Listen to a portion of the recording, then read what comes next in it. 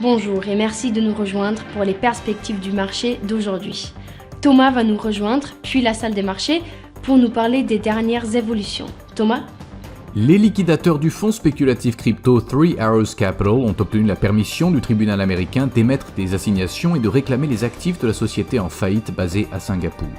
Les exportations de la Chine ont augmenté au rythme le plus rapide en 5 mois en juin, les usines redémarrant après la levée des blocages liés au Covid. Rishi Sunak a remporté le plus grand nombre de voix au premier tour de scrutin pour succéder à Boris Johnson en tant que chef du parti conservateur et Premier ministre. L'action Nike a gagné 2,9% lors de la dernière session après avoir augmenté de 3,4% pendant la session. L'indicateur ROC indique un mouvement baissier. La dernière session a vu l'euro gagner 0,3% par rapport au dollar américain. L'indicateur stochastique RSI indique un marché survendu.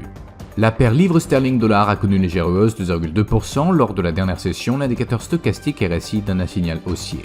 La paire dollar australien, dollar américain a connu une légère hausse de 0,2% lors de la dernière session, l'indicateur ROC donne un signal baissier, ce qui va à l'encontre de notre analyse technique globale. La production industrielle du Japon sera publiée à 4h30 GMT, les demandes initiales de prestations de chômage aux États-Unis à 12h30 GMT, l'utilisation des capacités du Japon à 4h30 GMT, le taux de chômage en Australie sera publié à 1h30 GMT, l'indice des prix de gros en Allemagne à 6h GMT, les demandes continues de prestations de chômage aux États-Unis à 12h30 GMT.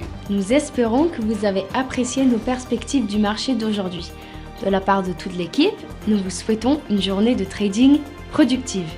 N'oubliez pas de vous connecter demain matin pour tous les événements et les dernières nouvelles sur les marchés financiers.